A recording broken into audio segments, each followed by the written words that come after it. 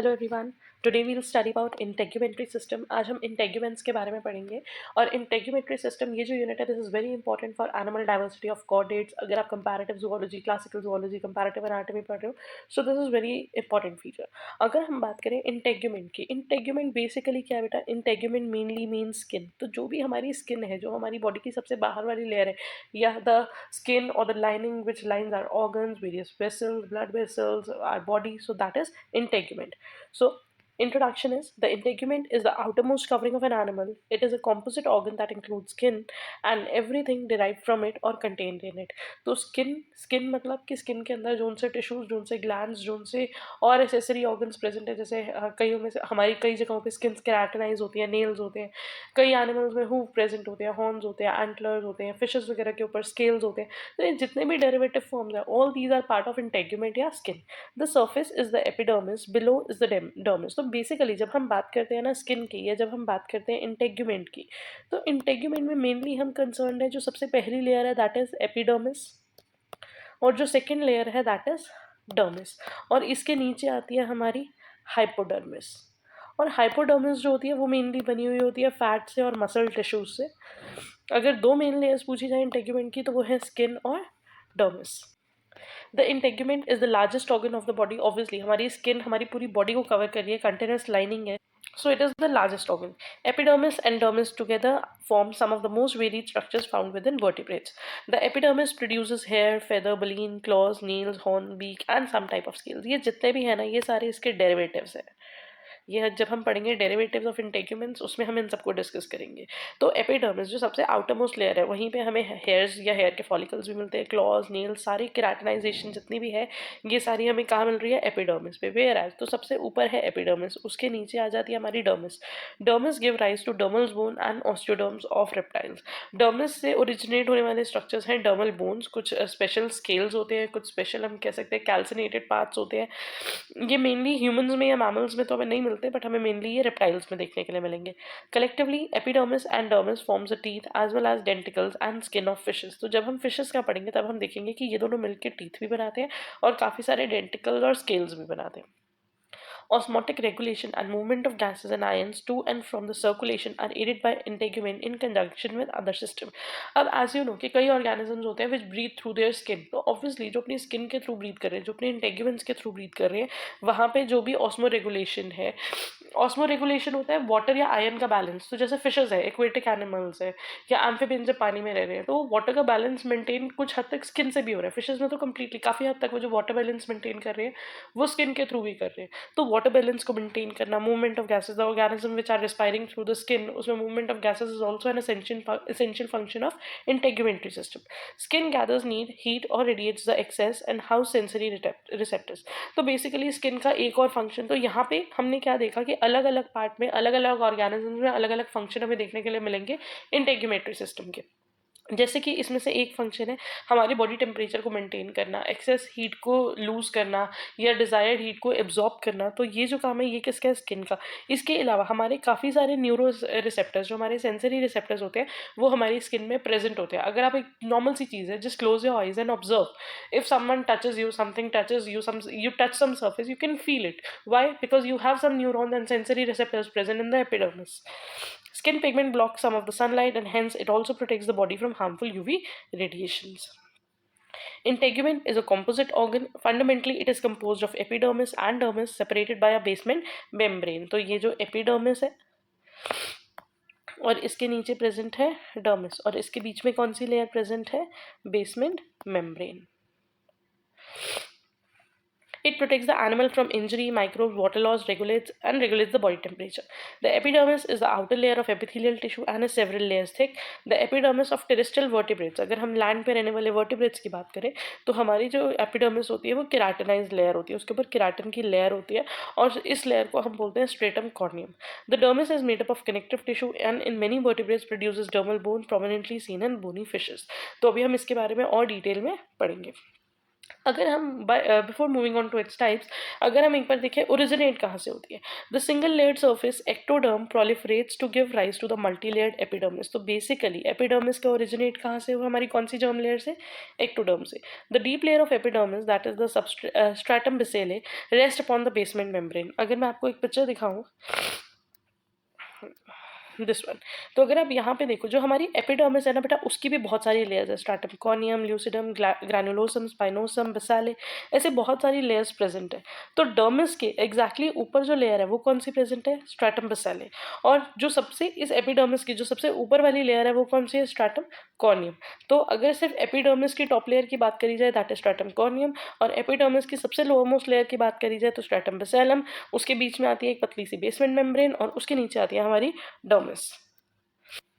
So the deep layer of epidermis, deep मतलब यहाँ पे सबसे बॉटम वाली लेयर है कौन सी, stratum basale, rest upon the basement membrane, क्योंकि बेसमेंट मेम्ब्रेन के ऊपर हमें मिलेगी स्ट्रैटम बेसेले, और ये पूरा एपिडर्मिस है, और सबसे ऊपर वाली लेयर स्ट्रैटम कॉर्नियम, और इस बेसमेंट मेम्ब्रेन के नीचे कौन सी लेयर प्रेजेंट होगी, dermis. Through active cell division the basement membrane replenishes the single layer of outer cells called the periderm.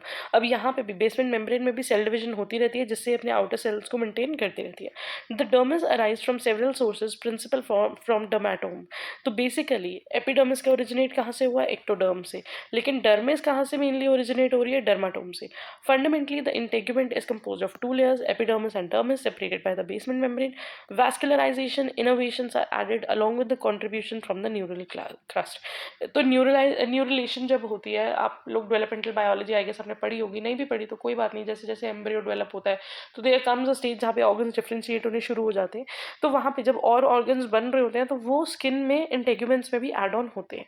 Interaction between dermis and epidermis stimulates specialization such as teeth, feather, hair, scales और of several varieties. ठीक है जी, अब चलते हैं next part में। तो अगर आप यहाँ पे एक पिक्चर देखो, अभी हमने पढ़ा था कि एक्टोडर्म से क्या ओरिजिनेट हो रहा है, एक्टोडर्म से ओरिजिनेट हो रहा है एपिडर्मिस, सबसे बाहर वाली लेयर। और डर्माटोम से क्या ओरिजिनेट हो रहा है, ये जो डर्माटोम है ये किसको ओरिजिन कर रहा है, किसको डेवलप कर रहा है, it is changing into dermis. This picture again shows basement membrane के ऊपर है एपिडर्मिस, नीचे है डर्मिस, सबसे नीचे है हाइपोडर्मिस। डर्माटोम से जो लेयर बनी वो क्या होगी, डर्मिस। यहाँ पे हमें मिल रही है पेरिडर्म, स्ट्रेटम बेसाले, तो मतलब ये जो ऊपर वाली लेयर है ये क्या है, epidermis. General features of the integument, तो अगर हम इसके मेन जो सबसे फंडामेंटल बात है, फंडामेंटल बात ये है कि जो सबसे आउटर लेयर है वो बनाती है एपिडर्मिस। एपिडर्मिस के नीचे वाला region below the epidermis is the region called dermis, and the third region below the dermis is known as hypodermis. आपको काफी जगहों पे हाइपोडर्मिस ना नाम मिलके यहाँ आपको नाम मिल जाएगा सबक्यूटेनस लेयर, क्योंकि यहाँ पे मेनली फैट और मसल सेल्स जो होते हैं वो प्रेजेंट होते हैं विच separate the skin from the deeper tissue. So these were the diagram which we have already discussed. Now the epidermis, which is the main part. अब बेटा एक चीज आपको याद रखनी है, एपिडर्मिस का मतलब स्किन है फाइन फंडामेंटल, बट स्किन सिर्फ हमारे पास तो नहीं है, सिर्फ ह्यूमंस के पास तो नहीं है। स्किन सारे mammals, reptiles, amphibians, fishes, birds सबके पास है। और जब हम एनिमल डाइवर्सिटी पढ़ रहे हैं, जब हम क्लासिकल जूलॉजी पढ़ रहे हैं, तो हम सब ओवरऑल सारे ऑर्गेनिजम्स के बारे में पढ़ने वाले हैं। तो यहाँ पे हमें एपिडर्मिस के अलग अलग फंक्शंस देखने के लिए मिलेंगे which are present in different type of organisms. So epidermis in most animals is multi layered but thin. In many vertebrate it produce mucus to moisten the surface of the skin. काफ़ी सारे vertebrates में इसके ऊपर एक mucus की layer present होती है ताकि वो स्किन जो है वो मॉइस्ट कर सके। अगर आप सोच सको तो सोचना कि कौन से ऐसे ऑर्गेनिजम्स होते हैं जिसके स्किन पे म्यूकस की लेयर प्रेजेंट होती है। In fishes mucus seems to afford some protection from bacterial infection. ये जो देखो, ये जो म्यूकस है ना, ये बेसिकली एक्वेटिक और एम्फिबियंस में हमें देखने के लिए मिलेगा, क्योंकि उन्हें मेनली हमें प्रोटेक्ट करना है वाटर से। वाटर अगर स्किन के डायरेक्ट कॉन्टैक्ट में आएगा तो स्किन हार्श हो जाएगी, हार्म हो जाएगी। तो एक्वेटिक ऑर्गेनिजम्स में, और ज़्यादातर हमें ये देखने के लिए मिलता है एम्फिबियंस में। तो इन दोनों में अब ये काम क्या कर रहा है, ये हेल्प कर रहा है स्किन को बैक्टीरियल इन्फेक्शन से प्रोटेक्ट करने में, and help ensure the laminar flow of water across the body, और वाटर का फ्लो ईजिली बॉडी से क्रॉस करके जाए उसमें भी हेल्प कर रहा है। एम्फिबियंस की बात करें तो probably serve similar roles and additionally keeps the skin from drying during animal sorts into land. Amphibians जब लैंड पे आते हैं तो उनकी स्किन ड्राई ना हो जाए उसमें भी कौन प्रोटेक्शन देता है, म्यूकस प्रोटेक्ट करता है। इन टेरेस्ट्रियल वर्टिब्रेट्स, अगर टेरेस्ट्रियल लैंड पे रहने वाले एनिमल्स की बात करें, epidermis covering the body often offers an outer keratinized और कॉर्निफाइड लेयर। हमें टेरेस्ट्रियल एनिमल्स में अलग अलग लेयर्स देखने के लिए मिलेंगी, कहीं पे केराटिनाइजेशन जैसे कि नेल्स वगैरह, कहीं पे हमें देखने के लिए मिलेंगी कॉर्निफाइड लेयर्स जहाँ पे हॉर्न एंटलर्स वगैरह के बारे में हम पढ़ेंगे। और ये किसके डेरिवेटिव है? ये सबसे बाहर वाली लेयर के डेरिवेटिव है, that is stratum corneum. This layer is composed of mostly differentiated dead cells. Nails आपको पता है, नेल्स हमारी डेड टिश्यूज होते हैं, उसी तरह हॉर्न एंटलर स्केल्स ये सारे these are form of dead tissues. New epidermal cells are formed by mitotic division primarily in deep epidermal layers stratum basalis। जैसे जैसे अब हमारी एपिडर्मिस भी तो वेयर एंड टेयर हो रही है, वो भी तो बार बार रिप्लेनिश हो रही है, तो जो न्यू सेल्स है वो कहाँ से बन रही है? वो सबसे लोअर लेयर से बन रहे हैं, that is stratum basale. These cells push more superficial one toward the surface where they tend to self destruct in an orderly fashion. इसका मतलब क्या है? इसका मतलब यह है कि हमारी बॉडी की बहुत सारी लेयर्स हैं, ठीक है। अगर मान लो वेयर एंड टेयर से ये वाली लेयर डैमेज होगी, तो ये जो सबसे लोअर मोस्ट लेयर है ना, दिस इज स्ट्रेटम बेसाले। यहाँ पे सेल डिवीजन हो रही है और ये न्यू सेल्स फॉर्म कर रही है, तो जो न्यू सेल्स की लेयर बनेगी वो एग्जिस्टिंग सेल्स को बाहर की तरफ पुश कर देगी, तो धीरे धीरे बाहर वाली लेयर टाइमली फैशन में एक ऑर्डरली मैनर में वो खराब होकर वेयर टेयर होती जा रही है और वो रिप्लेस होती जा रही है by the layers present beneath it which is eventually produced by stratum basale. During this process various protein products accumulate and collectively form keratin. तो बहुत सारे प्रोडक्ट्स मिलकर क्या बनाते हैं? प्रोटीन्स मिलकर क्या बनाते हैं? Keratin. And this process is known as keratinisation.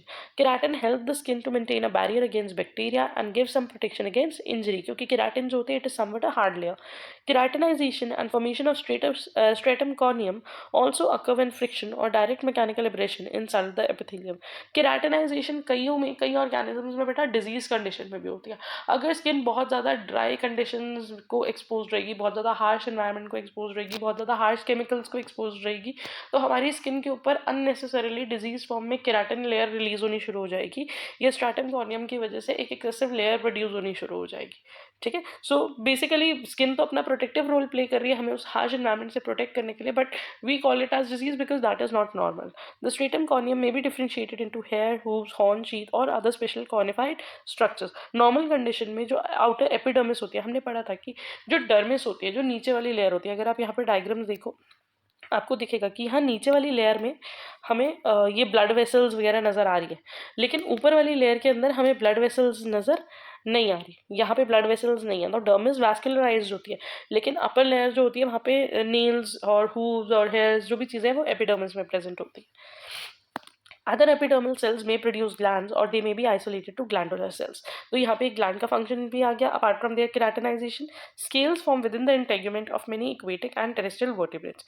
Next function आ गया कि scales भी बनते हैं यहाँ पे, और scales हैं क्या? Scales are basically folds of the integument। If dermal contribution predominate the fold is called a dermal scale। तो जो upper layer है उसमें fold develop होना शुरू हो जाएगा, और अगर उस fold में dermis भी involved है, अगर उस fold में dermis भी पार्टिसिपेट कर रही है, तो वो फोल्ड जो है वो एक हार्ड स्केल बन जाएगा जिसको हम डर्मल स्केल बोलेंगे। And epidermal fold produce epidermal scale. लेकिन अगर डर्मल कंट्रीब्यूशन नहीं है, अगर डर्मिस उसमें कंट्रीब्यूट नहीं कर रही, सिर्फ एपिडर्मिस कर रही है, तो हम उसको बोलेंगे एपिडर्मल स्केल।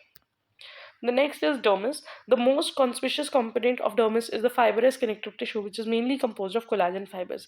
डर्मिस में ना ज़्यादातर हमें फाइबरस टिश्यूज ही मिलते हैं। यहाँ पे over here we are not concerned about their cellular composition, otherwise in some cases in some courses you will also study that apart from the different layers what type of cells are present over here. तो यहाँ पे अगर हम sales की बात करेंगे तो हमें ज़्यादातर जो सेल्स मिलते हैं वो यहाँ पे हमें फाइबरस टाइप के मिलते हैं। तो यहाँ पे फाइबरस कनेक्टिव टिश्यू बहुत ज़्यादा प्रेजेंट है। The upper layer lies directly below the basal membrane that separated from the epidermis. Dermis की अपर लेयर के ऊपर एग्जैक्टली क्या प्रेजेंट है? बेसमेंट मेम्ब्रेन, जो हम डिस्कस कर चुके हैं।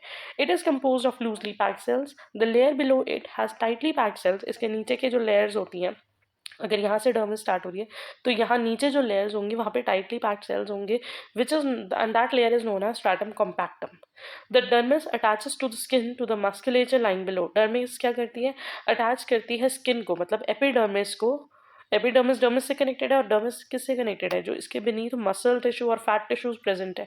तो एनी हाउ ये हमारी स्किन को, हमारी एपिडर्मिस को इनडायरेक्टली कनेक्ट कर रही है हमारे मसल टिश्यू से। It also include nerves, blood vessel, pigment cell, basis of feather, hair, erector muscles and other associated structures. तो यहाँ पे एक तो वैस्कुलराइजेशन और नर्व्स तो स्पेसिफिक है भाई, वो तो डर्मिस में ही प्रेजेंट है। अपार्ट फ्रॉम दैट जो भी हमारे एपिडर्मिस में डेरिवेटिव ऑर्गन्स बन रहे हैं, लाइक वहाँ पे हेयर्स प्रेजेंट है, तो उनके फॉलिकल्स की जो रूट है वो डर्मिस से ही इमर्ज आउट हो रही होंगी, ओरिजिनेट हो रही होंगी। The dermis of many vertebrates produces plates of bones directly through intramembrane ossification. और काफ़ी सारे वर्टिब्रेट्स जो होते हैं उनकी जो डर्मल बोन्स बनती हैं, जो ऑसिफिकेशन मतलब बोन बनने का जो प्रोसेस होता है वो भी कहाँ से होता है, वो भी डर्मिस से ही स्टार्ट होता है। और उन बोन्स को जहाँ पे ऑसिफिकेशन में, जहाँ पे स्केल्स के बनने में डर्मिस इन्वॉल्व होती है, उनको बोलते हैं हम डर्मल बोन्स।